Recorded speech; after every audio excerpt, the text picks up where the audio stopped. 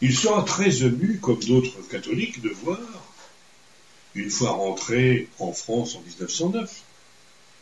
des églises ruinées, des croix de cimetières abattues, des objets sacrés mis à l'encan, et ce qui le touche encore plus personnellement, le calvaire de Fer-en-Tardenois, démoli en septembre. Tant de bouleversements, tant d'exactions causées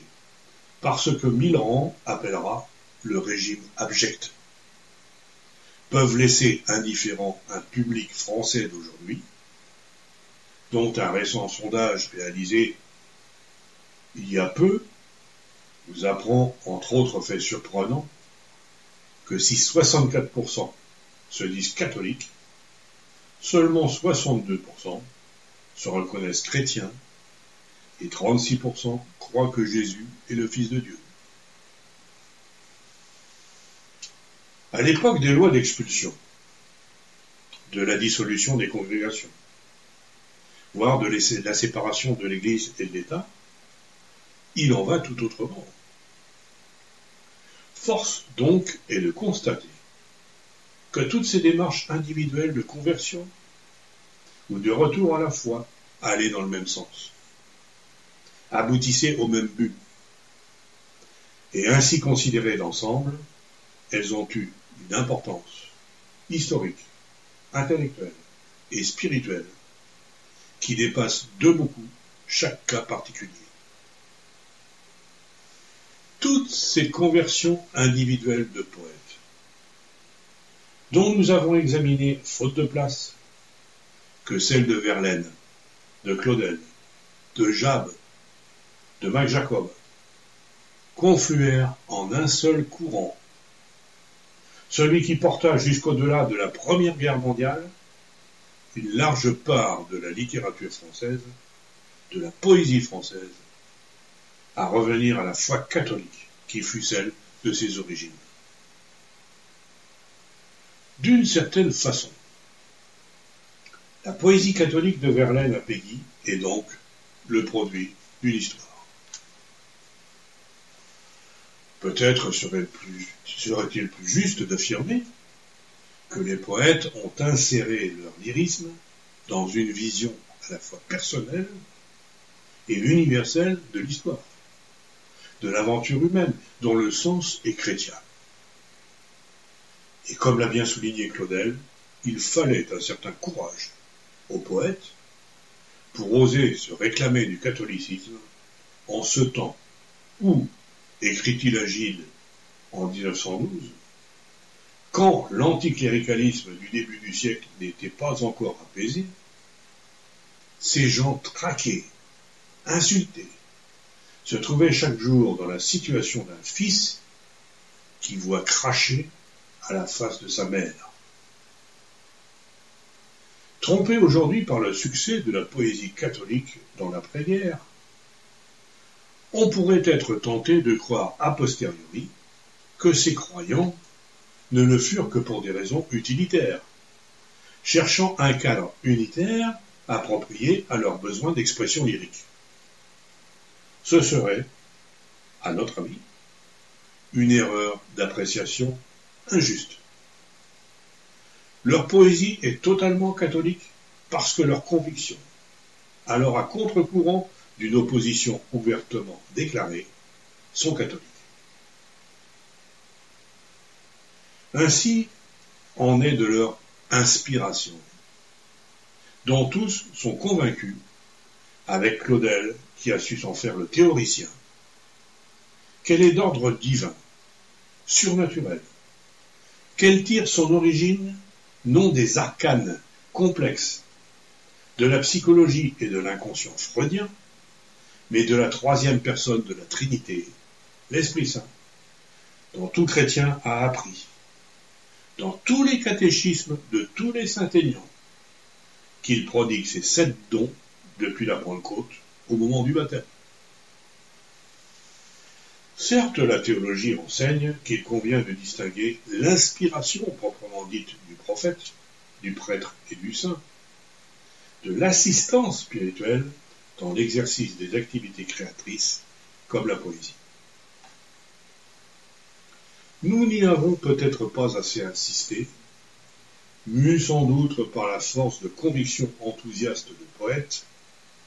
persuadés d'avoir été choisis, élus, appelés à une vocation souveraine de martyrs, c'est-à-dire de témoins ou d'apologistes. Peut-être aurons-nous ainsi donné l'impression, malgré les quelques réserves exprimées çà et là sans trop de concessions, d'avoir accordé trop d'importance à la poésie de sainte Thérèse de l'Enfant Jésus, semblant confondre la force de l'esprit qui a animé la sainte et la relative faiblesse formelle de sa poésie. Cependant,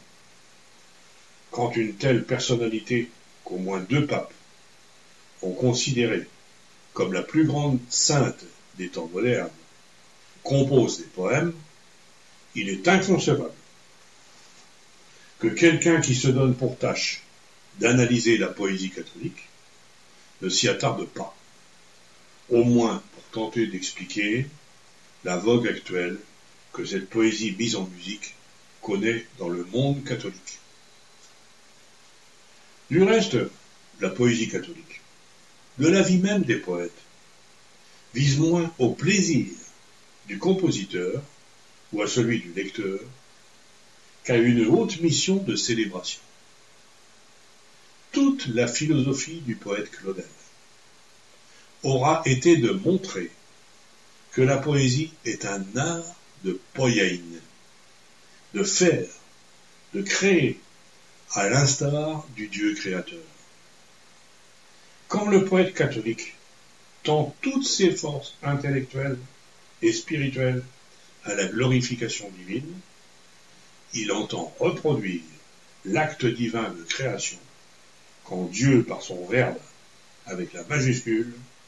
a commis l'acte de nommer, comme le poète utilise le Verbe, avec la minuscule, pour naître au monde et pour connaître le monde. Longtemps après l'art poétique, Pierre-Emmanuel ne dira pas autre chose. Pour lui, le moins élégiaque des poètes se veut un officiant du Verbe divin. Le langage n'étant plus alors un instrument imparfait, mais l'être même de l'homme. Ce passage de la minuscule, en tant que parole humaine, à la majuscule, référence divine, trace dans la métaphysique des 2 poètes un cheminement qui mène à un point d'arrivée, un acte de foi positivement chrétienne. De ce fait, la poésie catholique se propose d'atteindre un sommet de spiritualité. En outre, elle ne peut être que révolutionnaire et réactionnaire sur le plan de l'art. Révolutionnaire par le crédit créateur accordé aux mots, au pouvoir des métaphores qui changent les apparences et renouvellent les rapports de l'homme avec l'univers créé. Réactionnaire par un certain refus du jeu, de la gratuité, de l'art pour l'art, par le besoin de sens, à la fois direction vers Dieu et signification en Dieu, un besoin de sens intelligible par l'opposition au détournement ou à l'avilissement des sens du mot. De notre point de vue, toute la recherche esthétique et formelle des poètes catholiques tendra à donner la primauté à la force de persuasion sur la force de séduction. On appellera plus à l'émotion intellectuelle et à l'ébranlement spirituel qu'à la simple jouissance sensible, et visera à s'imposer comme exigence celle de l'attention à la vérité du langage,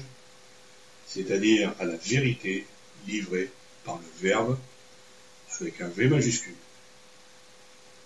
C'est sur